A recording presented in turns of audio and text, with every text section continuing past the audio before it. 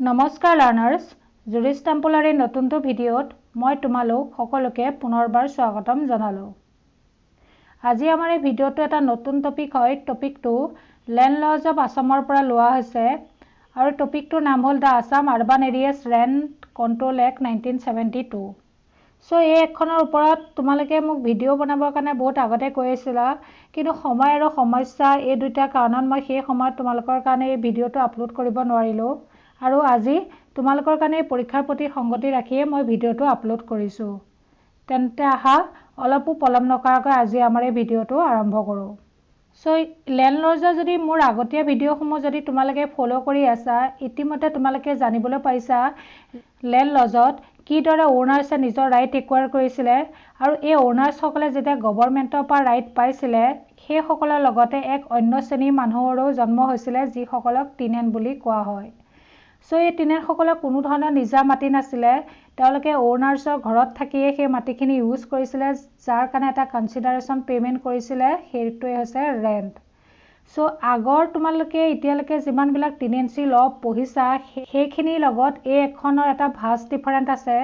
কাৰণ আগৰ এক্টবিলাকত টিনেণ্টে অ'নাৰ্ছৰ ঘৰত থাকি আৰু নগৰ অঞ্চলতো টিনেণ্টে অ'নাৰ্ছৰ মাটি সেই বিজনেছ বা ৰেচিডেঞ্চিয়েল পাৰপজত ব্যৱহাৰ কৰিছিলে আৰু যিসকল গাঁৱৰ এলেকাত আছিল টিনেণ্টে সেইখিনিয়ে অ'নাৰ্ছৰ মাটি খেতি কৰিবৰ কাৰণে ব্যৱহাৰ কৰিছিলে। কিন্তু এই এক্টখনত অ'নাৰ্ছৰ মাটি ইউজ কৰা বুজাব, কিন্তু সেইটো ডাইৰেক্ট ইউজ নহয়। অ'নাৰ্ছৰ মাটিত যিটো প্ৰপাৰ্টি থাকিব, যিটো হৈছে হাউচ, সেই হাউচটো ইউজ কৰাৰ কথাহে এই এক্টখনত কোৱা হৈছে। চ' এই এখনৰ আণ্ডাৰত অ'নাৰ্ছ বা লেণ্ডলৰ্ড থাকিব আৰু টিনেণ্টো থাকিব। ইয়াত অ'নাৰ্ছৰ যিখিনি মাটিৰ ওপৰত থকা যিটো প্ৰপাৰ্টি, সেই হাউচটো ইউজ কৰিব টিনেণ্টে, তাৰ কাৰণে এটা কনচিডাৰেশ্যন পে' কৰিব যিটো হৈছে ৰেণ্ট। চ' সেই অ'নাৰ্ছৰ যিটো হাউচ সেইটো ইউজ কৰাৰ কাৰণে সেই অ'নাৰ আৰু টিনেণ্টৰ মাজত যিটো ৰিলেশ্যনশ্বিপ, সেই ৰিলেশ্যনশ্বিপটো ৰেগুলেট কৰিবৰ কাৰণে এই এক্টখন পাছ কৰা হৈছে। চ' এই এক্টখন পাছ কৰাৰ আগতে 1972ৰ আগত এখন টেম্পৰেৰী লেজিছলেশ্যন আছিলে এনেকুৱা ধৰণৰ ছাবজেক্ট মেটাৰ ডিল কৰিবৰ কাৰণে, কিন্তু সেইখন কেৱল 5 বছৰৰ কাৰণেহে ভেলিড আছিলে। চ' 5 বছৰৰ পিছত যেতিয়া এক্টখন ৰিপিল হ'ল, তাৰ জেগাত নতুনকৈ এখন পাৰ্মানেণ্ট লেজিছলেশ্যন পাছ কৰা হ'ল, যিখনৰ নাম হ'ল the Assam urban areas rent control act 1972। চ' এই এক্টখনৰ জৰিয়তে টিনেণ্টক কোনো ধৰণৰ স্পেচিফিক লেণ্ড ৰাইট দিয়া নাই। জাষ্ট টিনেণ্টৰ ৰাইটটো এইটোৱে, যেতিয়ালৈকে তেওঁ সেই অ'নাৰ্ছৰ যিটো প্ৰপাৰ্টি হাউচটো ইউজ কৰিব, যেতিয়া ৰেণ্ট পে' কৰি সেইখিনি সময়ত টিনেণ্টৰ যিটো ৰাইট, সেই ৰাইটটো প্ৰটেক্ট কৰিবৰ কাৰণেহে এই এক্টখন পাছ কৰা হৈছে। চ' ইয়াত যিটো প্ৰপাৰ্টি হয় অৰ্থাৎ হাউচ, সেইটো হাউচটো অ'নাৰে বনাব আৰু অ'নাৰৰ মাটিতে থাকিব। অ'নাৰে টিনেণ্টক সেই প্ৰপাৰ্টিটো জাষ্ট ভাড়াতহে দিব। গতিকে এই এক্টখনত দুটা কম্পনেণ্ট আছে, এটা হৈছে হাউচ ৰেণ্ট, আনটো হৈছে গ্ৰাউণ্ড ৰেণ্ট। কাৰণ হাউচটো সেই অ'নাৰৰ যে মাটিৰ ওপৰতে থাকে, চ' সেইকাৰণে দুইটা কম্পনেণ্টেই ইনক্লুড কৰি লোৱা আছে। কিন্তু ইয়াত ডাইৰেক্টলি গ্ৰাউণ্ড ৰেণ্ট নহয়, লেণ্ড নহয়, কাৰণ লেণ্ডৰ ওপৰত কেনেকৈ ডিল কৰিব ইতিমধ্যে আমি আগৰবিলাক লেজিছলেশ্যনত পঢ়িছোঁ। এই এক্টখনৰ যিটো মেইন টপিক হয় সেইটো হৈছে হাউচ ৰেণ্ট। নেক্সট আমি এই এক্টখনৰ অবজেক্টৰ বিষয়ে আলোচনা কৰিম। চ' এই এক্টখনত কোৱা হৈছে যে টিনেণ্টে সেই লেণ্ডলৰ্ডৰ যিটো বিল্ডিং বা হাউচ তাত এণ্ট্ৰি কৰিব, আইদাৰ হয়তো টিনেণ্টজনে থাকিবৰ কাৰণেও হ'ব পাৰে, কিছুমান বিজনেছ কৰিবৰ কাৰণেও সেই ঘৰটো ভাড়া ল'ব পাৰে। আৰু ইয়াৰ কাৰণে তেওঁ কণ্টেক্টৰ বেচিছত ল'ব, অৰ্থাৎ অ'নাৰ আৰু টিনেণ্টৰ মাজত কণ্টেক্ট হ'ব, কেতিয়ালৈকে কিদৰে ইউজ কৰিব এই ধৰণে। চ' কণ্টেক্টটো অৰেলিও হ'ব পাৰে আৰু ৰিটেনো হ'ব পাৰে, আৰু এই কণ্টেক্টটো লেণ্ডলৰ্ড আৰু টিনেণ্টৰ মাজতে হ'ব। চ' সেইকাৰণে যিমানবিলাক টিনেঞ্চি এক্ট আছিলে প্ৰথম অৱস্থাত সেই লেণ্ডলৰ্ডৰ যিখিনি আৰ্বিট্ৰেৰী বিহেভিয়াৰৰ পৰা টিনেণ্টক প্ৰটেক্ট কৰাটোৱে মেইন উদ্দেশ্য আছিল, কিয়নো টিনেণ্টৰ কোনো ধৰণৰ নিজা লেণ্ড নাছিল, প্ৰপাৰ্টিও নাছিল। গতিকে টিনেণ্টজনে সেই অ'নাৰৰ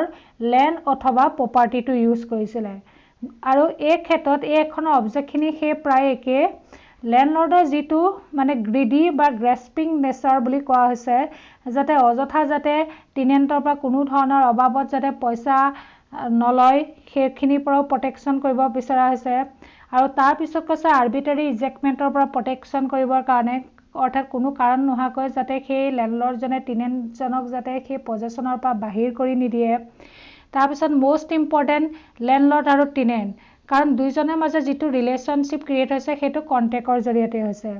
এজনৰ নিজা প্ৰপাৰ্টি হয় আৰু আনজনে সেই প্ৰপাৰ্টিটো ইউজ কৰিবৰ কাৰণে ৰেণ্ট পে' কৰে গতিকে অভিয়াছলি তেওঁলোকৰ মাজত এটা ৰিলেশ্যনশ্বিপ হ'বই চ' সেই ৰিলেশ্যনশ্বিপটো মেইনটেইন কৰিবৰ কাৰণে আৰু তাৰোপৰি মষ্ট ইম্পৰ্টেণ্ট কি লেণ্ডলৰ্ড আৰু টিনেণ্টৰ মাজত যাতে কোনো ধৰণৰ ডিছপিউট যাতে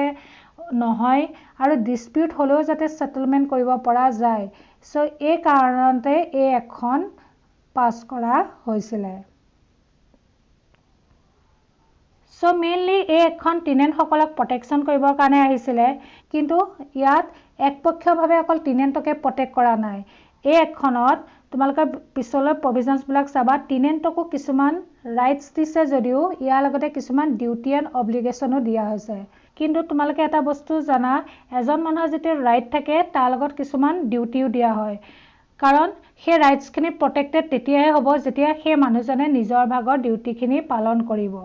চ' এই এখনৰ আণ্ডাৰত টিনেণ্টসকলক মেইনলি প্ৰটেকশ্যন দিবৰ কাৰণে এই এখন পাছ কৰা হৈছিলে তাৰ কাৰণে টিনেণ্টক ৰাইটছো দিয়া আছিলে কিন্তু সেই টিনেণ্টসকলৰ যেনে ৰাইটছখিনি যাতে প্ৰটেক্ট থাকে তাৰ কাৰণে টিনেণ্টক কিছুমান ডিউটি আৰু অব্লিগেশ্যনো বান্ধি দিয়া হৈছিলে আৰু যেতিয়া সেই টিনেণ্টছে নিজৰ ভাগৰ সেই ডিউটি আৰু অব্লিগেশ্যনখিনি যদি পালন নকৰে তেতিয়া সেই লেণ্ডলৰ্ডজনৰ ৰাইট থাকিব টিনেণ্টজনৰ এগেইনষ্টত একশ্যন আনিব পৰাটো গতিকে এইখন যদিও টিনেঞ্চি ল বুলি কোৱা হয় কিন্তু দুইটা শ্ৰেণীকে অৰ্থাৎ অ'নাৰ আৰু টিনেণ্ট দুইজনকে প্ৰটেক্ট কৰিবৰ কাৰণে অনা হোৱাৰ কাৰণে এই এখনক ৰেচিপ্ৰকেল লেজিছলেশ্যন বুলিও কোৱা হয় চ' ইয়াৰ ক্ষেত্ৰত মই তোমালোকক এটা কেছ ল মেনশ্যন কৰি দিছোঁ কেছ ল'বিলাক তোমালোকে এক্সামত উল্লেখ কৰিবা যিটো ৰমেশ চন্দ্ৰ বাছাক ভাৰ্চাছ দেৱনাৰায়ণ প্ৰসাদ 1984 এইটো আমাৰ গুৱাহাটী হাইকোৰ্টৰ পৰা পাছ কৰা জাজমেণ্ট হয় তো এই কেছটোতে এই এখনক ছ'চিয়েল লেজিছলেশ্যন বুলি কোৱা আছিল তোমালোকে এইটো পেৰাগ্ৰাফটো পঢ়ি চাবা বুজি পাবা ছ'চিয়েল লেজিছলেশ্যন সেইবিলাকে যিবিলাক লেজিছলেশ্যনৰ জৰিয়তে সমাজত থকা যিবিলাক সমস্যা সমাধান কৰিবৰ কাৰণে যিবোৰ লেজিছলেশ্যন পাছ কৰা হয় অৰ্থাৎ এইটো এটা ছ'চাইটিৰ সমস্যা হয়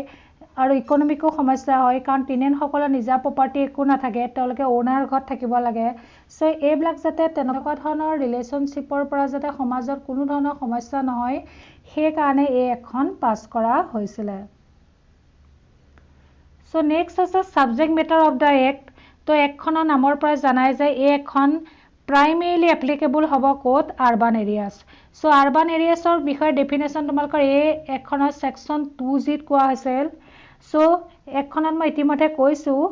লেণ্ডলৰ্ড থাকিব লেণ্ডলৰ্ডৰ ডেফিনেশ্যন ছেকশ্যন 2C দিয়া হৈছে আৰু টিনেণ্টো থাকিব ডেফিনেশ্যন হ'ল ছেকশ্যন 2F খালি ইয়াত মেইনলি যিটো ছাবজেক্ট মেটাৰ হয় সেয়া হৈছে হাউচ আৰু হাউচৰ যিটো কেৰেক্টাৰিষ্টিক্স হয় সেইটো পাক্কা ষ্ট্ৰাকচাৰ হ'ব লাগিব বুলি কৈছে যিটো ছেকশ্যন 2Dত মেনশ্যন কৰা হৈ আছে আৰু টিনেণ্টসকলে লেণ্ডলৰ্ডক এই হাউচ ইউজ কৰাৰ বাবদ যিটো কনচিডাৰেশ্যন দিব সেই কনচিডাৰেশ্যনটোৱে হৈছে ৰেণ্ট চ' এইখিনি আছিলে এই এখনৰ ছাবজেক্ট মেটাৰ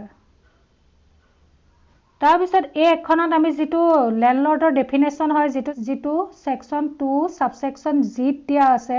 সেই বিষয়ে আমি ডিছকাশ্যন কৰিম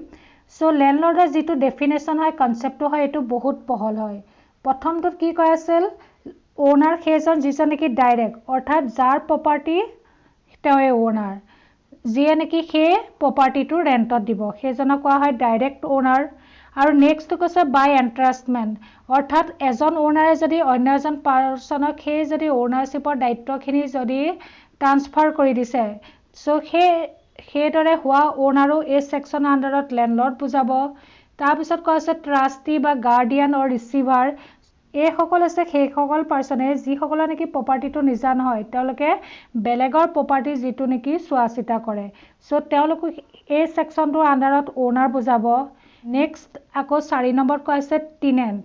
চ' টিনেণ্টজনো কেনেকৈ অ'নাৰ হ'ব এতিয়া ধৰি লোৱা প্ৰথমতে থাকিব অ'নাৰ তেওঁৰ আণ্ডাৰত যদি এজন টিনেণ্ট আছে আৰু সেই টিনেণ্টজনৰ আণ্ডাৰতো যদি এজন ছাব টিনেণ্ট আছে মই শৰ্টকে লিখি দিছো সো এই সাবটেনেন্ট জনৰ কাৰণে এই মাজত যিজন থাকিব টেনেন্ট তেওঁ ওনাৰ বুজাব আৰু লাষ্টৰ যিখিনি ইম্পৰ্টেন্ট হয় 5 নম্বৰ দিয়া আছে সেইখিনি হৈছে derivative owner so derivative owner মানে কি তেওঁলোকে যদি অন্য এজন ওনাৰৰ পৰা সেই ৰাইটটো যদি ডিৰাইভ কৰিছে ডিৰাইভ কি ধৰণে কৰিছে গিফটৰ থৰেদি ট্ৰান্সফাৰ থৰেদি আৰু ইনহেৰিটেন্স বা উইলৰ জৰিয়তে সো এই বিষয়ে তোমালোকে যদি আগৰ ভিডিঅ'বিলাক চাইছা আগৰ ভিডিঅ'ত মই কৈছিলো যে ওনাৰৰ পৰা কি দৰে অন্য এজন ওনাৰে সেই ৰাইটটো ডেৰাইভ কৰিব পাৰে তাৰ লগত একে হয় গতিকে ইয়াতো ডেৰাইভেটিভ ওনাৰ মানে সেইজনে বুজাইছে যিয়ে নেকি অন্য এজন পাৰ্সনৰ পৰা এই ধৰণে সেই ৰাইটটো ডিৰাইভ কৰিছে সো এই একখনৰ আন্ডাৰত ল্যান্ডলৰ্ড মানে অকল মাটিৰ মালিকে বুলি ধৰি লোৱা নাই তোমালোকৰ এই বিষয়ত পৰীক্ষাত কোৱেশ্চন থাকিবও পাৰে সো ল্যান্ডলৰ্ডৰ যিটো কনসেপ্টটো হয় এটো বহুত ব্ৰড হয় পাঁচটা ক্যাটাগৰীত ভগোৱা আছে কিদৰে এজন মানুহ ল্যান্ডলৰ্ড বুজাব এই একখনৰ আন্ডাৰত সেকশন 2 সাবসেকশন জি ত এইদৰে কোৱা হৈছে গতিকে এই একখনৰ যেটো সাবজেক্ট মেটাৰ হয় সেই সাবজেক্ট মেটাৰ অনুযায়ী তেওঁলোক এই ক্যাটাগৰী থকা যিকোনো এজন মানুহ হ'ব লাগিব অৰ্থাৎ যাৰ ওপৰত এটা অথৰিটি থাকিব লাগিব যিয়ে নেকি সেই প্ৰপাৰ্টিটো ইউজ কৰাৰ বাবদ যেটো কনসিডাৰেচন অৰ্থাৎ ৰেন্ট সেই ৰেন্টটো ৰিসিভ কৰিব তেৱে হ'ব এই একখনৰ আন্ডাৰত ল্যান্ডলৰ্ড তাৰপিছত নেক্সট আছে সেকশন 2 সাবসেকশন এফ ইয়াত টেনেন্টৰ ডেফিনেশন দিয়া হৈছে সো টেনেন্টৰ ক্ষেত্ৰতো টেনেন্ট বিলাকক আমি তিনি ধৰণে ভগাব পাৰো প্ৰথমটো হ'ল কন্ট্ৰাকচুৱেল মানে সেইখিনিয়ে যিখিনি নেকি ওনাৰৰ লগত এগ্ৰিমেন্ট কৰি সেই হাউসটো ইউজ কৰাৰ বাবদ যি ৰেন্ট পেন কৰিব সেইখিনি হ'ল কন্ট্ৰাকচুৱেল টেনেন্ট অৰ্থাৎ যিখিনি ডাইৰেক্ট টেনেন্ট যিয়ে প্ৰপাৰ্টি ইউজ কৰিছে যাৰ বাবদ তেওঁ ৰেন্টটো পেমেন্ট কৰিছে তাৰপিছত নেক্সটটো হৈছে সেই ডেৰাইভেটিভ অৰ্থাৎ সেই টেনেন্টৰ পৰা যদি অন্য এজন টেনেন্টে যদি সেই ৰাইটটো একোয়াৰ কৰিছে তেতিয়া তেওঁক ডেৰাইভেটিভ টেনেন্ট বুলি কোৱা হ'ব আৰু লাষ্টৰ যিখিনি আছে সেইখিনি আছে স্ট্যাটুটৰি টেনেন্ট মানে সেইখিনিয়ে টেনেন্ট যাৰ নেকি যিটো পজেছনৰ টাইম পিৰিয়ড আছিল সেইটো শেষ হৈছে কিন্তু সেই পজেছনৰ টাইম পিৰিয়ডটো শেষ হোৱাৰ পিছতো তেওঁ সেই ওনাৰ্ছৰ যিটো হাউস সেইটো পজেছন কৰি আছে আৰু ল্যান্ডলৰ্ড জনে তেওঁৰ পৰা যিটো ৰেন্ট সেইটো যদি একসেপ্ট কৰি আছে তেনেকুৱা ধৰণৰ টেনেন্টক কোৱা হয় স্ট্যাটুটৰি টেনেন্ট তাৰ পিছৰ ডেফিনেশনটো হৈছে ৰেন্টৰ বিষয়ে কোনো ধৰণৰ সেকশনত এই এখনত মেনশন কৰা নাই জাস্ট ইয়াত কৈছে যে ৰেন্ট মানে হৈছে সেইটোৱে পেমেন্ট যেটো ল্যান্ডলৰ্ড আৰু টেনেন্টৰ মাজত এগ্ৰিড হ'ব যেটো এগ্ৰিড হৈ পেলাই টেনেন্টে ল্যান্ডলৰ্ডক পেমেন্ট কৰিব ইয়াত যেটো ৰেন্ট পেমেন্ট কৰিব হেতু অকল বিল্ডিংটোৰে মানে ভ্যালু নহয় বিল্ডিংটো ইউজ কৰাৰ লগত যিবিলাক ধৰা ফাৰ্নিচাৰ থাকিব ইলেক্ট্ৰিক ইনষ্টলেচন থাকিব আৰু আদাৰ ধৰণৰ যিবিলাক সা সুবিধা যিবোৰ সেই ঘৰটো ৰেন্টত লোৱাৰ আগতে যিবিলাক ল্যান্ডলৰ্ড আৰু টেনেন্টৰ মাজত মানে এগ্ৰিমেন্ট হৈছে সো সেইবোৰো বুজাব সা সুবিধাবোৰ ল্যান্ডলৰ্ডৰ খৰচত হ'ব লাগিব ৰেন্ট মানে হেতু পেমেন্টে বুজায় যেটো টেনেন্টে সেই ল্যান্ডলৰ্ডৰ যিখিনি প্ৰপাৰ্টি ইউজ কৰাৰ বাবদ পে কৰিব সেই এমাউন্টটোকে ৰেন্ট বোলা হয় ইয়াৰ পিছত এইখন আটাইতকৈ যিখিনি ইম্পৰ্টেন্ট পাৰ্ট সেইখিনি হৈছে স্ট্যান্ডাৰ্ড ৰেন্ট সো ৰেন্টৰ কোনো ধৰণৰ নিৰ্দিষ্ট ডেফিনেশন নাই কিন্তু ৰেন্টৰ যেটো লিমিট সেই লিমিট অনুযায়ী যেটো হ'ব লাগে যেটো অথৰিটি দ্বাৰা নিৰ্ধাৰণ কৰি থাকে সো সেই লিমিটটোকে স্ট্যান্ডাৰ্ড ৰেন্ট বুলি কোৱা হয় সো স্ট্যান্ডাৰ্ড ৰেন্ট বহুত ইম্পৰ্টেন্ট হয় যেটো সেকশন 2 সাবসেকশন ই এই এখনত ডিফাইন কৰা হৈছে সো ইয়াত যেহেতু হাউস হয় ইয়াত দুই ধৰণৰ হাউসে বুজাব ইয়াত তোমালোকে দেখিছা ৰং বিৰঙৰ দুটামান মই ঘৰ লৈ আহিছো সো এটো তোমালোকে জানা আসাম টাইপ ঘৰ বুলি কোৱা হয় আৰু এটো হৈছে মাল্টি ষ্টৰেড বিল্ডিং সো এই দুই ধৰণৰ ঘৰকে এই একখনৰ ওপৰত নিৰ্ধাৰণ কৰা হৈছে সো এনেকুৱা ধৰণৰ ঘৰ যিয়ে নেকি টেনেন্টৰ নহয় এটো ঘৰ এটো ওনাৰ্স বা ল্যান্ডলৰ্ডৰ ঘৰ হয় সো সেই ল্যান্ডলৰ্ডৰ পৰা টেনেন্টে এনেকুৱা ঘৰবিলাক ইউজ কৰাৰ বাবদ যেটো ৰেন্ট পেমেন্ট কৰিব আৰু যেটো কোৰ্ট বা তেনেকুৱা অথৰিটি দ্বাৰা নিৰ্ধাৰণ হৈ থাকে সেইটোৱে হৈছে standard rent so standard rent কিদৰে ক্যালকুলেট কৰা হয় তাৰ কাৰণে এটা ফৰ্মুলা আছে সো সেই ফৰ্মুলাটো অনুসৰি কোৱা হৈছে যে আৰু সেই ফৰ্মুলাটো অনুসৰি যিকিটা ইসেনশিয়াল এলিমেন্ট হ'ল হেতু হৈছে এই ঘৰখিনি যেটো কষ্ট অফ কনস্ট্ৰাকচন আৰু এই ঘৰখিনি যিখিনি ল্যান্ডৰ ওপৰত আছে সেই ল্যান্ডৰ হেতু আছে মাৰ্কেট ভ্যালু সো হেতু এনুৱেল ৰেন্টৰ বেসিছত মানে ক্যালকুলেট কৰিব তাৰ কাৰণে প্ৰথমতে টোটাল কষ্ট অফ কনস্ট্ৰাকচন টো ওলাব আৰু নেক্সট তোমাৰ ওলাব লাগিব market value of the land যেহেতু এই ল্যান্ডটোত আৰবান এৰিয়াত থাকে গতিকে আৰবান এৰিয়াত ল্যান্ডৰ নামত তেওঁলোকে যেটো গভৰ্নমেন্টক ট্যাক্স পে কৰে আৰু যেটো ইমুভেবল প্ৰপাৰ্টি ট্যাক্স সেই দুইটাই ইয়াত ইনক্লুডেড হ'ব গতিকে এই দুইটা ভ্যালু ওলোৱাৰ পিছত তাৰ পৰা যেটো 7.5% সেই 0.5% টো ক্যালকুলেট কৰা হ'ব এনুৱেল বেসিছত আৰু সেই এনুৱেল বেসিছত ক্যালকুলেট কৰি যেটো মান্থলি ৰেন্ট হ'ব অৰ্থাৎ যেটো এমাউন্ট ওলাব সেই এমাউন্টটো 12টা ভাগত ভগালে কাৰণ এটা বছৰত তোমালোকৰ 12টা মাহ থাকিব সো সেই 12টা মাহত যেটো 12 ভাগৰ এভাগটোৱে হ'ব মান্থলি ৰেন্ট সো তোমালোকে এটো ইমান কমপ্লিকেটেড নহয় তোমালোকে তাৰ কাৰণে যদি কৰি প্ৰ্যাকটিক্যালি কৰি চাব বিচাৰিছা স্ট্যান্ডাৰ্ড ৰেন্টটো ক্যালকুলেট কৰিব কাৰণে সো যিকোনো এটা এমাউন্ট তোমালোকে কষ্ট অফ কনস্ট্ৰাকচনত ইনপুট কৰি দিবা আৰু তাৰ লগত প্লাস কৰি পেলাই তোমালোকে যেটো মাৰ্কেট ভ্যালু হয় যিকোনো এটা এমাউন্ট লৈ লবা এটা সৰু এমাউন্ট এটা লৈ লবা প্ৰ্যাকটিক্যালি কৰি চাবৰ কাৰণে আৰু সেই মাৰ্কেট ভ্যালুটো এনেকুৱাকৈ লবা য'ত নেকি মিউনিচিপাল ট্যাক্স আৰু ইমুভেবল প্ৰপাৰ্টি ট্যাক্স ইনক্লুড কৰি থোৱা এটা এমাউন্ট লৈ পেলাই তাৰ লগত 7.5% লগত ইনটু কৰি দিলে তোমালোকৰ সেই স্ট্যান্ডাৰ্ড ৰেন্টটো ক্যালকুলেট কৰিব পাৰিবা আৰু তাৰ পৰা যেটো এমাউন্ট ওলাব যেটো 112 এমাউন্ট হয় সেই এমাউন্টটোৱে হ'ব স্ট্যান্ডাৰ্ড ৰেন্ট কিন্তু স্ট্যান্ডাৰ্ড ৰেন্টৰ এখিনিতে এটা এক্সেপশন আছে এই যিখিনি ফৰ্মুলা মই তোমালোকক ইতিয়ালৈকে ক'লো এই ফৰ্মুলাটো কেৱল এনেকুৱা ধৰণৰ ঘৰৰ ক্ষেত্ৰতে ৰিলেটেড যেতিয়া property to multi stored building hobo multi stored building মানে তোমালোকে বুজি পাইছা যেতিয়া এনেকুৱা ধৰণৰ বিল্ডিং হ'ব সেই ক্ষেত্ৰত কিন্তু স্ট্যান্ডাৰ্ড ৰেন্টটো ক্যালকুলেট কৰোঁতে অলপ হালখলনি হ'ব আৰু এই মাল্টি ষ্টৰ বিল্ডিংৰ ক্ষেত্ৰত যেটো মাৰ্কেট ভ্যালু হয় এদৰে ওলোৱা হয় যেটো মাৰ্কেটৰ টোটাল ভ্যালু অৰ্থাৎ এই ল্যান্ডখিনি য'ত বিল্ডিংটো আছে সেই ভ্যালুটোক যিমান কিটা বিল্ডিংটোৰ ফ্ল্যাট থাকে আৰু সেই ফ্ল্যাট কিটাৰ সংখ্যা দি কি কৰা হয় সেই ফ্ল্যাট কিটাৰ সংখ্যা দি ডিভাইড কৰি দিয়া হ'ব আৰু ডিভাইড কৰি যেটো কোৱেশ্চনেট পাব হেতুকে যেটো কষ্ট অফ কনস্ট্ৰাকচন প্ৰত্যেকটো মানে ফ্ল্যাটৰ যেটো কষ্ট অফ কনস্ট্ৰাকচন সেই কষ্ট অফ কনস্ট্ৰাকচনৰ লগত এড কৰি দিয়া হয় তাৰ উপৰি কোৱা হৈছে যে মাল্টি ষ্টৰ বিল্ডিংৰ যেটো স্ট্যান্ডাৰ্ড ৰেন্ট হেতু ক্যালকুলেট কৰোঁতে প্ৰত্যেকটো ফ্লোৰ বা তাত যিমানখিনি পাৰ্ট আছে সেইখিনি যেটো এস্টিমেটেড কষ্ট অফ কনস্ট্ৰাকচন মানে প্ৰত্যেকটো ফ্লোৰৰ কষ্ট অফ কনস্ট্ৰাকচন আৰু তাৰ লগত যেটো প্ৰপৰ্শনাল মাৰ্কেট ভ্যালু সেইখিনি এই স্ট্যান্ডাৰ্ড ৰেন্ট ক্যালকুলেট কৰোঁতে কনসিডাৰেশনত লোৱা হ'ব গতিকে স্ট্যান্ডাৰ্ড ৰেন্ট ক্যালকুলেট কৰা ফৰ্মুলাটো এটোই হয় যেটো এনুৱেল পেমেন্ট অফ এমাউন্ট অৰ্থাৎ এনুৱেল বেসিছত এমাউন্টটো ওলোৱা হ'ব আৰু ইয়াৰ লগত যেটো ফৰ্মুলা হয় 7.5% of estimated cost of construction so এই কষ্ট অফ কনস্ট্ৰাকচনটো যেটো আসাম টাইপ হাউস আৰু মাল্টি ষ্টৰ বিল্ডিংৰ ক্ষেত্ৰত ডিফাৰেন্স থাকিব আৰু যেটো market price of the land অৰ্থাৎ যেটো মানে ল্যান্ডটোৰ ভ্যালু তাত ইনক্লুডেড থাকিব যেটো ট্যাক্স পেমেন্ট কৰে যেটো এটো আৰবান এৰিয়া হয় সেইখিনি এড কৰি এই 7.5% লগত ইনটু কৰি যেটো এমাউন্ট পাব তাৰে 12 টা ভাগত ভগাই যেটো 12 ভাগৰ এভাগ হেতুৱে হ'ব মান্থলি স্ট্যান্ডাৰ্ড ৰেন্ট তাৰ উপৰি ইয়াত এটা এক্সপ্লেনেশন এড কৰা হৈছে সো এক্সপ্লেনেশন এড কৰাত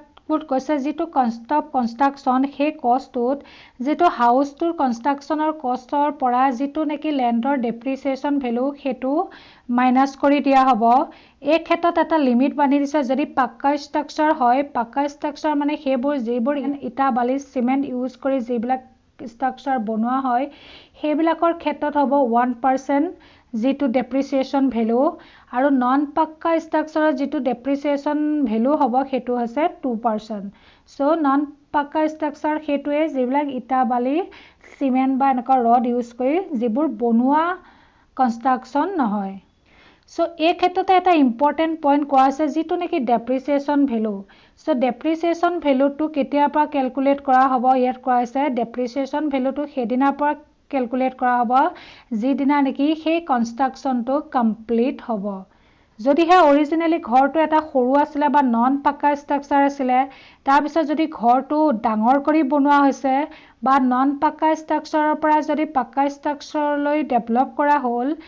যিদিনা সেই কামটো কমপ্লিট হৈছে সেইদিনাৰ পৰাহে এই ডেপ্ৰিচিয়েশ্যন ভেলুটো কেলকুলেট কৰা হ'ব। এইখিনি আছিলে ষ্টেণ্ডাৰ্ড ৰেণ্ট। চ' ষ্টেণ্ডাৰ্ড ৰেণ্ট মানে সেইটো ৰেণ্ট যিটো নেকি কোৰ্টে প্ৰচিডিঅ'ৰৰ সহায়ত কেলকুলেশ্যন কৰি ফিক্স কৰি দিয়ে। প্ৰচিডিঅ'ৰ মানে এইটোৱেই, যিটো ফৰ্মুলা তোমালোকে ইতিমধ্যে ক'লোঁ, যিটো আছাম টাইপ হাউচ আৰু মাল্টি ষ্টেট বিল্ডিঙৰ ক্ষেত্ৰত ইউজ কৰা হয়।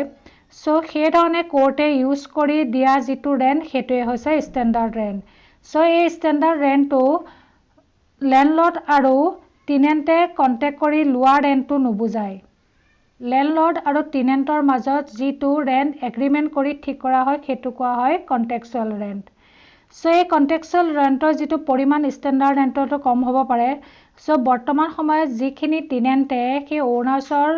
যিটো প্ৰপাৰ্টি হাউচ সেইটো ইউজ কৰি পেলাই ৰেণ্ট পে'মেণ্ট কৰি আছে, সেইটো কণ্টেক্সুৱেল ৰেণ্টে বুজোৱা হয়। কাৰণ এনেকুৱা ধৰণৰ প্ৰচিডিঅ'ৰ থ্ৰুৱেদি যদি ষ্টেণ্ডাৰ্ড ৰেণ্ট কেলকুলেট কৰি দিবলৈ যোৱা যায়, তেতিয়া কিন্তু এমাউণ্টটো বহুত ডাঙৰো হ'ব পাৰে। চ' ইয়াৰ পিছত এই এখনৰ যিটো কম্পেৰিজন, এই ক্ষেত্ৰত 1966ত পাছ কৰা একখনৰ ওপৰত এটা কৰা হৈছে। চ' সেই এখন যিহেতু পাৰ্মানেণ্ট আছিলে, 5 বছৰৰ কাৰণে ভেলিড আছিলে, সেই এখনৰ আণ্ডাৰ যিটো কষ্ট অফ কনষ্ট্ৰাকশ্যন আৰু লেণ্ডৰ যিটো মাৰ্কেট ভেলু, সেইটো যেতিয়াৰ পৰা কনষ্ট্ৰাকশ্যনটো আৰম্ভ হয় সেইদিনাৰ পৰাই কাউণ্ট কৰা হৈছিলে। চ' এই ক্ষেত্ৰত ষ্টেণ্ডাৰ্ড ৰেণ্টটো যেতিয়া ডিটাৰমাইন কৰা হয়, এটা ডাঙৰ ফিগাৰ হয়। এনেও তোমালোকে ভাবি চোৱা, যদি ঘৰটোৰ যিদিনাৰ পৰা বনোৱা আৰম্ভ কৰিছে শেষ হোৱা লাগে, সেই গোটেইখিনি খৰচ যদি ষ্টেণ্ডাৰ্ড ৰেণ্টত ইনক্লুড কৰিবলৈ যোৱা যায়, তেতিয়া নিশ্চয় এনেও এমাউণ্টটো ডাঙৰ হ'ব। সেইটো এটা ৰিজন আছিলে যি নেকি সেই অ'ল্ড এক্টখনৰ এটা লেকুনা আছিলে, যাৰ কাৰণে নেকি সেই এক্টখন ৰিপিল কৰা হ'ল। আৰু সেই ৰেটখন ৰিপিল কৰি পেলাই টিনেণ্টৰ ক্ষেত্ৰত যিটো ষ্টেণ্ডাৰ্ড ৰেট সেইটো যাতে ফেয়াৰ হওক, তাৰ কাৰণে পাক্কা ষ্ট্ৰাকচাৰৰ ক্ষেত্ৰত যিটো ডেপ্ৰিচিয়েশ্যন ভেলু সেইটো 1% আৰু যিখিনি আদাৰ ষ্ট্ৰাকচাৰ আছিল অৰ্থাৎ নন পাক্কা ষ্ট্ৰাকচাৰ আছিল তাৰ ক্ষেত্ৰত 2% কৰি দিয়া হ'ল। আৰু ইয়াৰ কাৰণে যিটো লিমিট অৰ্থাৎ যেতিয়াৰ পৰা সেই কনষ্ট্ৰাকশ্যনটো কমপ্লিট হ'ব তাৰ পৰা কাউণ্ট কৰাৰ ব্যৱস্থাটো কৰি দিয়া হ'ল। চ' যিহেতু ষ্টেণ্ডাৰ্ড ৰেণ্ট তোমালোকে গম পাইছা, তেনেকুৱা এটা ফৰ্মুলা যদি ইউজ কৰি পেলাই কেলকুলেট কৰা হয়, সেই এমাউণ্টটো যিমান হ'ব ডাইৰেক্ট সেইটো ইম্প'জ কৰিলে এমাউণ্টটো ডাঙৰ হ'ব পাৰে। চ' এই এখনত কোৱা হৈছে যে সেইকাৰণে ফেয়াৰ ৰেণ্ট টাৰ্মটো ইউজ কৰা হৈছে, যে ষ্টেণ্ডাৰ্ড ৰেণ্ট যদিও কেলকুলেট কৰি লোৱা হৈছে, এই ক্ষেত্ৰত যাতে ৰেণ্টটো ফেয়াৰ হয়। কাৰণ তোমালোকে জানা, নগৰ অঞ্চলত যিটো ঘৰ ভাড়াত থাকে মানুহ, সেই ভাড়াটো ৰুৰেল এৰিয়াৰ ক্ষেত্ৰত কিন্তু একে নহয়। একে ঘৰ হ'ব পাৰে কিন্তু ভাড়াটো নহয়। তাৰ কাৰণ এইটোৱেই, এই এখনতে কোৱা আছে যে ষ্টেণ্ডাৰ্ড ৰেণ্টটো ফেয়াৰ ৰেণ্ট হ'ব লাগে। কোনো লেণ্ডলৰ্ডে এনেকুৱা ৰেণ্ট ইম্প'জ কৰিব নোৱাৰে যিটো নেকি ষ্টেণ্ডাৰ্ড ৰেণ্টতকৈ যাতে হায়াৰ হওক। তো সেইকাৰণে কোৱা হৈছে যে ষ্টেণ্ডাৰ্ড ৰেণ্ট সদায় ফেয়াৰ হ'ব লাগে। এই ক্ষেত্ৰত যিটো লিমিট বান্ধি দিয়া হৈছে, সেই লিমিটটো অ'নাৰ আৰু টিনেণ্টৰ মাজত এগ্ৰিমেণ্ট ৱাইজে হ'ব। আৰু এই ক্ষেত্ৰত যদি লেণ্ডলৰ্ডে ষ্টেণ্ডাৰ্ড ৰেণ্টটো ইনক্ৰিজ কৰিব বিচাৰে, তাৰ কাৰণে এই তলত দিয়া যিকেইটা কণ্ডিশ্যন আছে সেই কণ্ডিশ্যনছকেইটা ফুলফিল হ'ব লাগিব। চ' একখনত কোৱা হৈছে যে ষ্টেণ্ডাৰ্ড ৰেণ্ট যিটো পাৰ্পিচিউটি নহয়, অৰ্থাৎ এবাৰ ফিক্স কৰিলে যে সেইটোৱে থাকিব সদায়, সেইটো নহয়। এইটো ৰিভাইজ বা ইনক্ৰিজ কৰিব পাৰিব, তাৰ কাৰণে প্ৰতি 5 বছৰৰ পিছতহে পাৰিব। অৰ্থাৎ যিদিনাৰ পৰা টিনেণ্টে অ'নাৰৰ ঘৰত সেই হাউচটো ৰেণ্টত ল'ব, তাৰ পৰা 5 বছৰ পাৰ হোৱাৰ পিছতহে সেই ষ্টেণ্ডাৰ্ড ৰেণ্টটো অ'নাৰে বঢ়াব পাৰিব।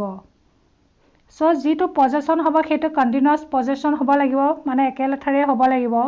আৰু তাৰ কাৰণে যিটো এমাউণ্টত তেওঁ ইনক্ৰিজ কৰিব, সেইটো আগৰ যিটো ৰেণ্ট থাকে সেই ৰেণ্টটোৰ 50%তকৈ বেছি ইনক্ৰিজ কৰিব নোৱাৰিব। অৰ্থাৎ যদি 2000 হয়, তো 50% হ'লে 1000 টকাহে সেই 5 বছৰৰ পিছত ইনক্ৰিজ কৰিব পাৰিব। তাৰপিছত ইয়াত থকা নেক্সট প্ৰভিজনটোত কোৱা হৈছে যে সেই 5 years যদি কণ্টিনিউৱাছ পজেশ্যন থকাৰ পিছত যিটো লেণ্ডৰ মাৰ্কেট ভেলু আছিলে আৰু সেই হাউচটো যদি কনষ্ট্ৰাকশ্যন, অৰ্থাৎ সময়টো সদায় একে নাথাকে, বস্তুবোৰ একে নাথাকে। চ' সেই 5 বছৰৰ ভিতৰত 5 বছৰৰ পাছত অলৰেডি চেঞ্জ আহিবই। কিন্তু সেই মাৰ্কেট ভেলুৰ ক্ষেত্ৰত যদি চেঞ্জটো 25%তকৈ বেছি হৈছে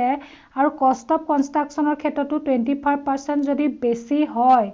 তেতিয়া আকৌ কি হয় সেই একে ফৰ্মুলাৰ অনুসৰি যিখিনি ইনক্ৰিমেণ্ট হৈছে কষ্ট অফ কনষ্ট্ৰাকশ্যন আৰু মাৰ্কেট ভেলু অফ দ্য লেণ্ডৰ লগত ইনক্লুড কৰি আকৌ এই এনুৱেল বেচিছত 7.5% দি পূৰণ কৰি সেই এমাউণ্টটো উলিয়াব লাগিব আৰু সেই মান্থলি ৰেণ্ট আকৌ সেইদৰে নিৰ্ধাৰণ কৰিব 12 ভাগ কৰিব তাৰে এভাগ এটা মাহৰ কাৰণে মান্থলি ৰেণ্ট হ'ব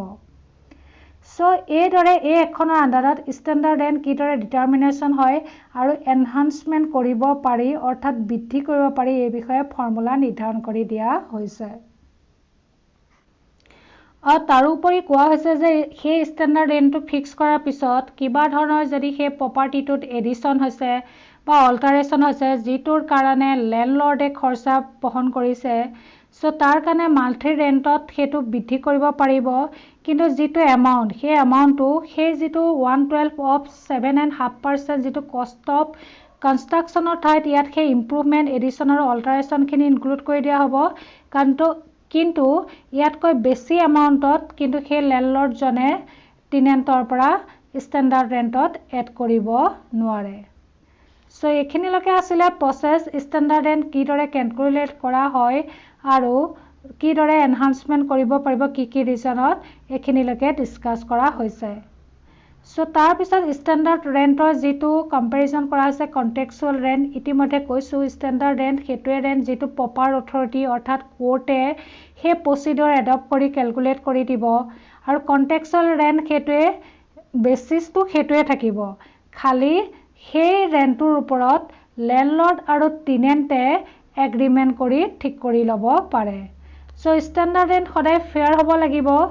আৰু কণ্টেক্সুৱেল ৰেণ্টটো ষ্টেণ্ডাৰ্ড ৰেণ্টৰ লগত তলতো হ'ব পাৰে যদিহে লেণ্ডলৰ্ডজন যদি এগ্ৰিমেণ্ট হয় আৰু টেনেণ্টৰো তাৰ ক্ষেত্ৰত সন্মতি থাকিব কিন্তু কণ্টেক্সুৱেল ৰেণ্ট ষ্টেণ্ডাৰ্ড ৰেণ্ট নহয় এবাৰ যেতিয়া কোৰ্টে সেই ষ্টেণ্ডাৰ্ড ৰেণ্টটো ফিক্স কৰি দিব তাৰ লিমিটটো কোৱাই হৈছে প্ৰত্যেক 5 বছৰৰ পিছত সেইটো চেঞ্জ হ'ব পাৰিব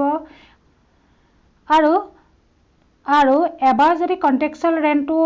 এগ্ৰিমেণ্ট অথৰিটি হৈ গৈছে টেনেণ্ট আৰু লেণ্ডলৰ্ডৰ মাজত তেতিয়া সেই ক্ষেত্ৰত ষ্টেণ্ডাৰ্ড ৰেণ্টটো নিৰ্ধাৰণ কৰি দিবৰ কাৰণে আকৌ কোৰ্টত এপ্লিকেশ্যন ফাইল কৰিব লাগিব যিকোনো এজন পাৰ্টিয়ে পাৰিব আৰু এই ক্ষেত্ৰত যদি ৰেণ্টটো ফেয়াৰ হয় তেতিয়া যিটো এক্সিষ্টিং কণ্টেক্সুৱেল ৰেণ্ট থাকে সেইখিনিৰ ক্ষেত্ৰত যদি 50% এক্সিড কৰিবলৈ বিচৰা হয় তেতিয়া এই ক্ষেত্ৰতো লৰ দ্বাৰা এলাউ কৰা হ'ব পাৰে সো এইখিনিলৈকে আছিলে তোমালোকৰ যিখিনি standard rent contractual rent fair rent তাৰ প্ৰভিজন হয় কিন্তু তিনিওটাই একেই নহয় ফেয়াৰ ৰেণ্ট বুলি তেনেকুৱা কোনো ধৰণৰ ৰেণ্ট নাই ফেয়াৰ ৰেণ্ট জাষ্ট এটা লিমিটহে মানে ষ্টেণ্ডাৰ্ড ৰেণ্টটো কেনেকুৱা হ'ব লাগে আৰু কণ্টেক্সুৱেল ৰেণ্টটো যিটো লেণ্ডলৰ্ড আৰু টেনেণ্টৰ মাজত এগ্ৰিমেণ্ট কৰি ঠিক কৰা হয় ইয়াৰ পিছত আছে ছেকশ্যন 4 ছেকশ্যন 4ত দিয়া আছে যে ফেয়াৰ ৰেণ্ট কিদৰে ডিটাৰমাইন কৰা হয় সো সেই ৰেণ্টটো যদি ফেয়াৰ নহয় বুলি দুইটা পাৰ্টিৰ মাজতে যদি ডিস্পিউট হৈছে অৰ্থাৎ লেণ্ডলৰ্ড আৰু টেনেণ্টৰ মাজত আৰু সেইটো নিৰ্ধাৰণ কৰি দিব কোৰ্টৰ ফালৰ পৰা দুইজনৰ ভিতৰত যিকোনো এজনে মেটাৰটো ৰেফাৰ কৰিলে হয় কোৰ্টত সো কোৰ্টত যিজন পাৰ্টিয়ে এপ্লিকেশ্যন দিব সেয়া হয়তো লেণ্ডলৰ্ডো হ'ব পাৰে টেনেণ্টও হ'ব পাৰে সো এই ক্ষেত্ৰত দুইজন পাৰ্টিকে কোৰ্টে মাতি পঠাব নটিচ দি পেলাই সো এই ক্ষেত্ৰত যিখিনি নেচেচাৰী ইনকুৱাৰী প্ৰয়োজন হ'ব সেইখিনি কোৰ্টৰ ফালৰ পৰা কৰা হ'ব আৰু সেইমতে ছেকশ্যন 3ৰ আণ্ডাৰত এটা ৰেণ্ট ফিক্স কৰি পেলাই ফেয়াৰ ৰেণ্ট হিচাপে নিৰ্ধাৰণ কৰি দিব যিটো নেকি দুইজন পাৰ্টিৰ মাজতে বাইণ্ডিং হ'ব অৰ্থাৎ লেণ্ডলৰ্ডেও মানি ল'ব লাগিব সেই ৰেণ্টটো ল'বৰ কাৰণে আৰু টেনেণ্টজনেও সেই ৰেণ্টটো দিবৰ কাৰণে মান্তি হ'ব লাগিব সো ইয়াৰ পিছত কোৰ্টে যিবিলাক নেকি ঘৰত আনফাৰ্নিছ ষ্টেটত থাকে সেইবিলাকৰ ক্ষেত্ৰতো মান্থলি ৰেণ্ট ডিটাৰমাইন কৰি দিব পাৰে আৰু কোৰ্টে যিবিলাক নেকি ঘৰত নেকি ফাৰ্নিচাৰ প্ৰভাইড কৰা হয় সেইবিলাকৰ কাৰণেও এডিশ্যনেল এমাউণ্ট চাৰ্জ কৰিবৰ কাৰণে এলাউ কৰিব পাৰে কিন্তু যিটো এমাউণ্ট চাৰ্জ কৰিব এই ক্ষেত্ৰত সেই ফৰ্মুলা একে যিটো মান্থলি হিচাপত হ'ব সেইটো 1/12 of 7.5% of the cost of সেই কনষ্ট্ৰাকশ্যনৰ জেগাত যিখিনি ফাৰ্নিচাৰ কষ্ট হয় ইনক্লুডেড কৰি যিটো এমাউণ্ট নিৰ্ধাৰণ কৰা হ'ব সেইটোৱে মান্থলি ৰেণ্ট হিচাপে ল'বৰ কাৰণে কোৰ্টে এলাউ কৰিব সো এই সেকশনটোতে আৰু এটা এক্সপ্লেনেশ্যন এড কৰা হৈছে এক্সপ্লেনেশ্যনটো কোৱা হৈছে যে যদি কিছুমান টেনেণ্টে ৰেণ্টটো যদি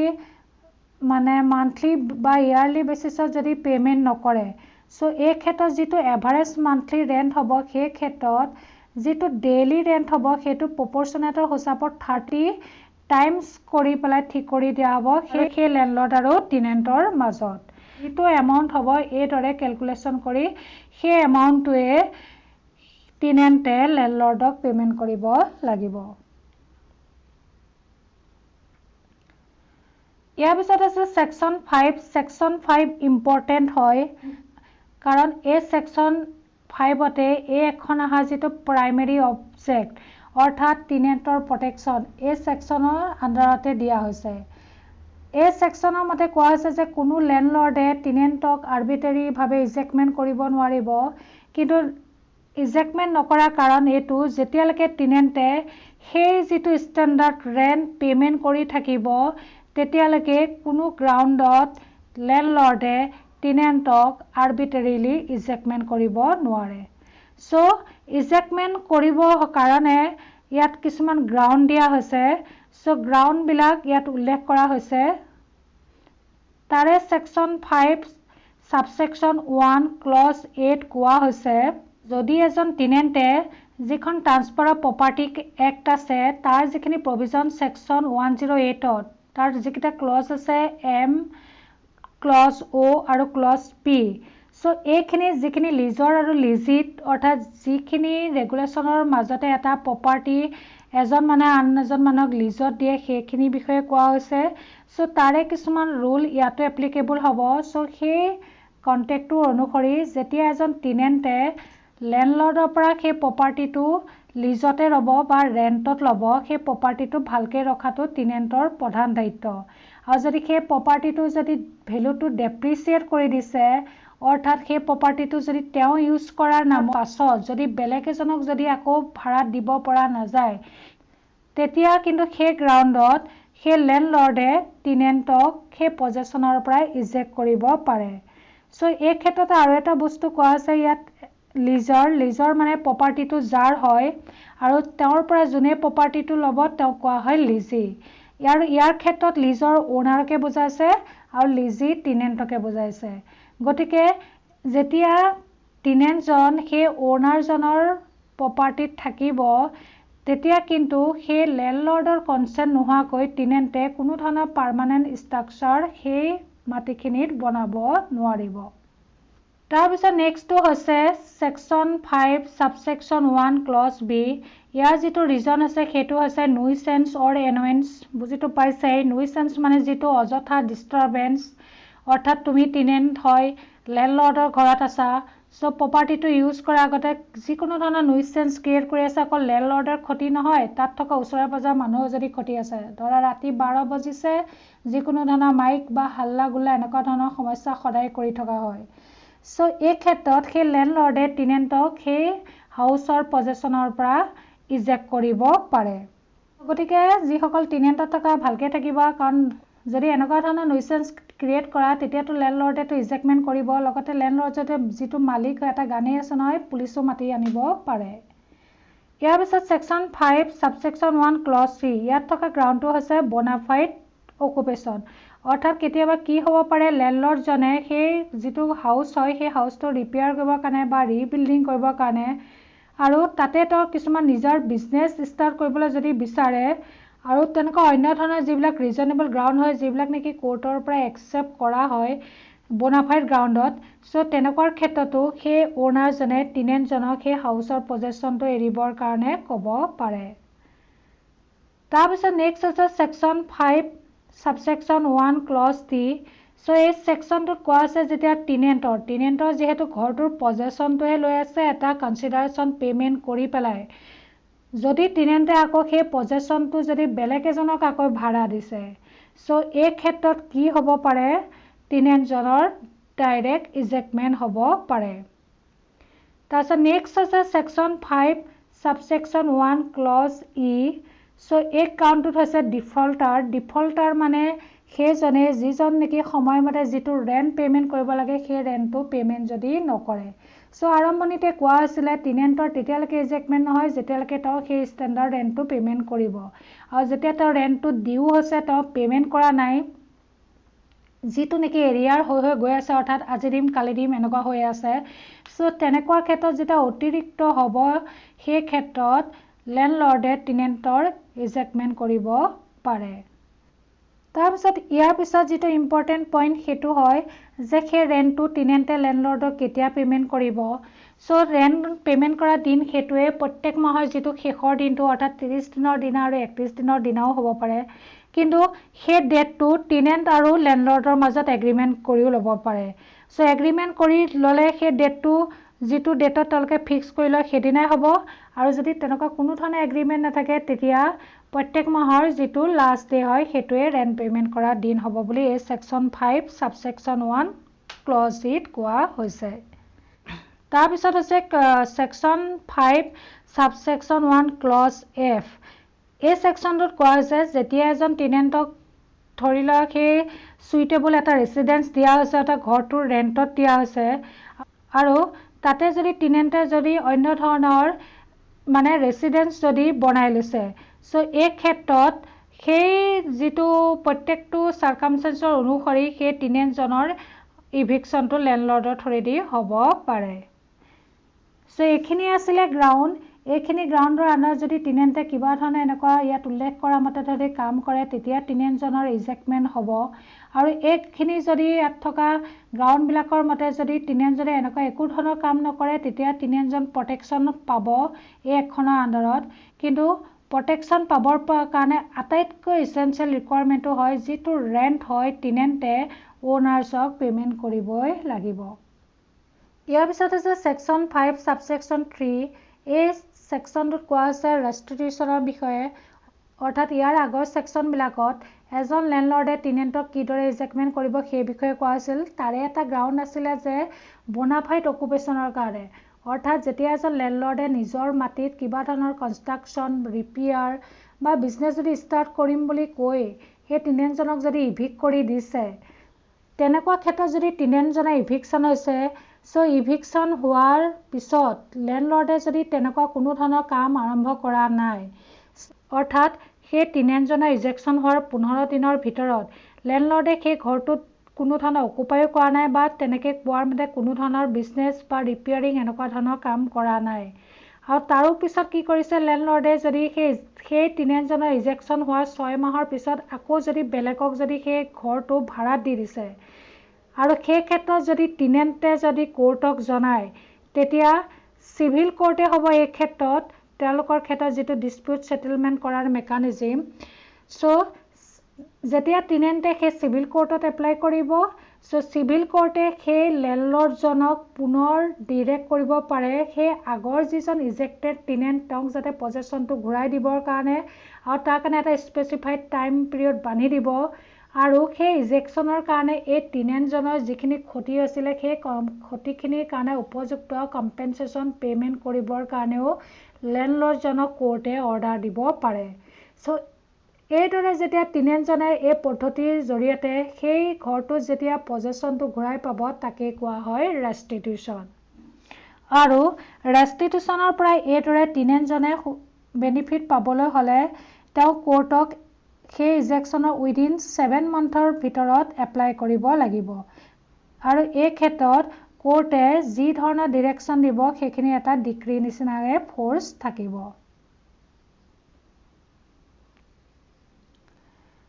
ইয়াৰ পিছৰ প্ৰভিজনখিনি হৈছে ছেকশ্যন 5 ছাবছেকশ্যন 4। এই ছেকশ্যনটো কোৱা হৈছে যে টেনেণ্টজনে সেই ৰেণ্টটো কিদৰে পে'মেণ্ট কৰিব। সো সদ্যহতেতো টেনেণ্টে লেণ্ডলৰ্ডকে সেই ৰেণ্টটো পে'মেণ্ট কৰিব পাৰে, কিন্তু এই ছেকশ্যনত কোৱা মতে যেতিয়া লেণ্ডলৰ্ডে যদি টেনেণ্টৰ পৰা সেই ৰেণ্টটো যদি একচেপ্ট কৰিবলৈ ৰিফিউজ কৰে তেতিয়া টেনেণ্টে যিদিনাৰ যেতিয়া ৰেণ্টটো ডিউ হ'ব, অৰ্থাৎ যিদিনা ৰেণ্টটো দিব লাগিব তেতিয়াৰ পৰা 14 দিনৰ ভিতৰত সেই এমাউণ্টটো কোৰ্টত ডিপ'জিট কৰিব লাগিব, আৰু টেনেণ্টে যেতিয়া সেই ৰেণ্টটো কোৰ্টত ডিপ'জিট কৰিব এই ক্ষেত্ৰত কোৰ্টৰ পৰা নটিচ ইস্যু কৰিব লাগিব লেণ্ডলৰ্ডৰ কাৰণে। সো এই ক্ষেত্ৰত যিবিলাক প্ৰচেছ ফি ৰিকুৱাৰ হ'ব সেইখিনিও টেনেণ্টে জমা দিব লাগিব। আৰু এইদৰে যেতিয়া টেনেণ্টে কোৰ্টক জমা দিব এই গোটেইখিনি এমাউণ্ট, তেতিয়া তেওঁক ডিফল্টাৰ বুলি নুবুজায়, অৰ্থাৎ তেওঁ ৰেণ্ট পে'মেণ্ট নকৰা বুলি নুবুজায়। তাৰপিছত কোৰ্টে এই এমাউণ্টটো পোৱাৰ পিছত লেণ্ডলৰ্ডক নটিচ দিব সেই এমাউণ্টটো উইথড্ৰ কৰিবৰ কাৰণে। আৰু সেই এমাউণ্টটো যেতিয়া লেণ্ডলৰ্ডে কোৰ্টক এপ্লিকেশ্যন ফাইল কৰিব তেতিয়াহে কোৰ্টৰ ফালৰ পৰা সেই এমাউণ্টটো পে'মেণ্ট কৰা হয়। টেনেণ্টে এইখিনি প্ৰচেছ যেতিয়া কোৰ্টৰ থ্ৰুৱেদি আৰম্ভ কৰে, সো ৰেণ্টটো যেতিয়া দিব লাগে তাৰ 14 দিনৰ ভিতৰতে কৰিব লাগিব।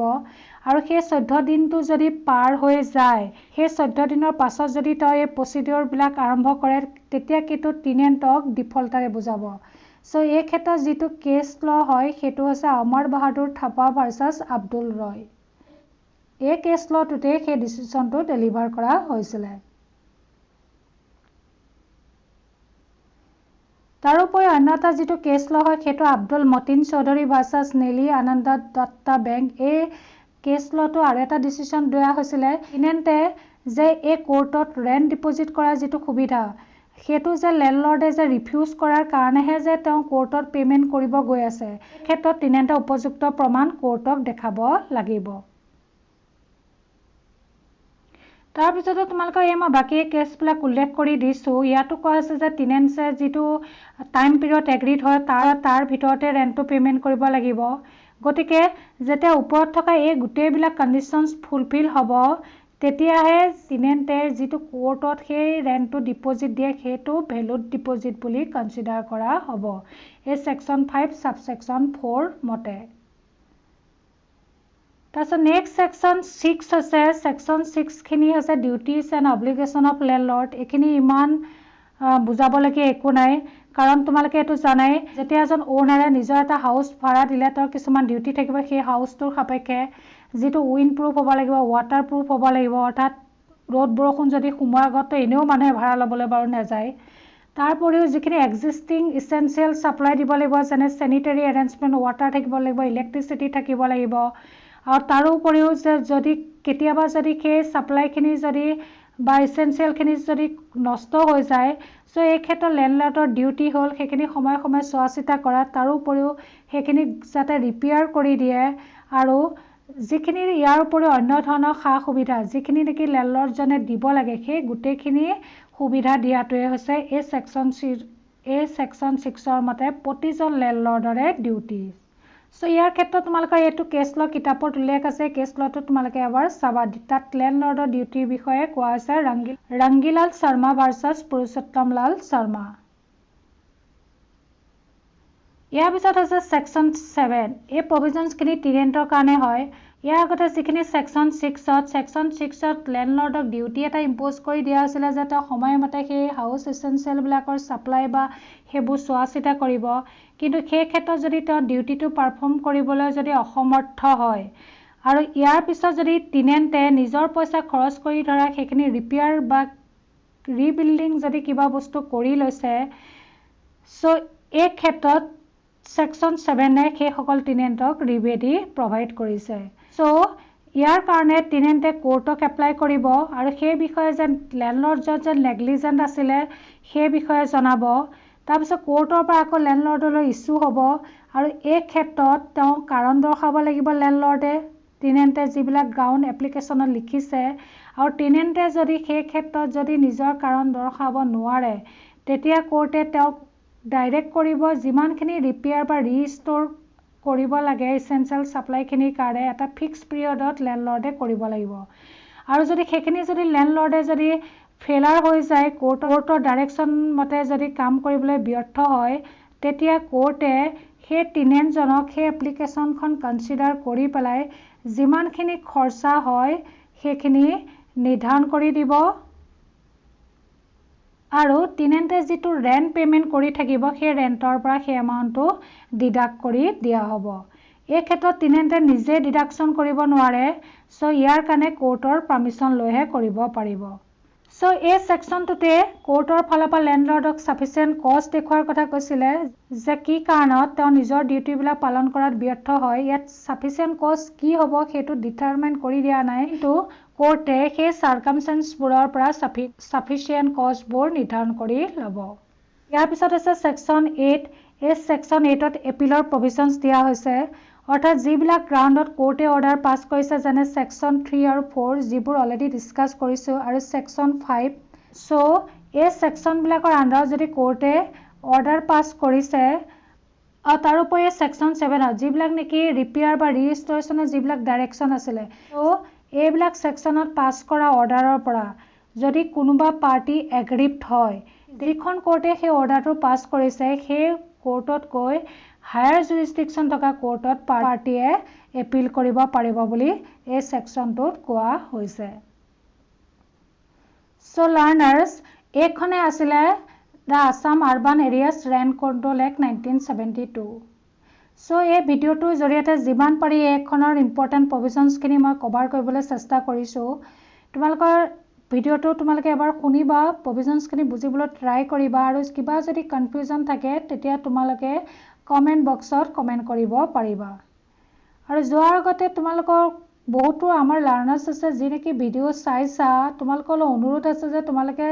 ভিডিঅ'বোৰ লাইক কৰিবা, শ্বেয়াৰ কৰিবা, চেনেলটো ছাবস্ক্ৰাইব কৰিবা। জুৰিছ টেম্পল নাম হয় চেনেলটোৰ।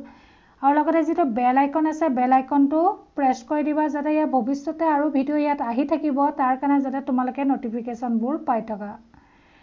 সো ঠিক আছে, এক্সামৰ বতৰ হয় এতিয়া, তোমালোকে ভালকৈ পঢ়া শুনা কৰিবা। সো আজিৰ ভিডিঅ'টো মই ইয়াতে সামৰণি মাৰিছোঁ। নমস্কাৰ।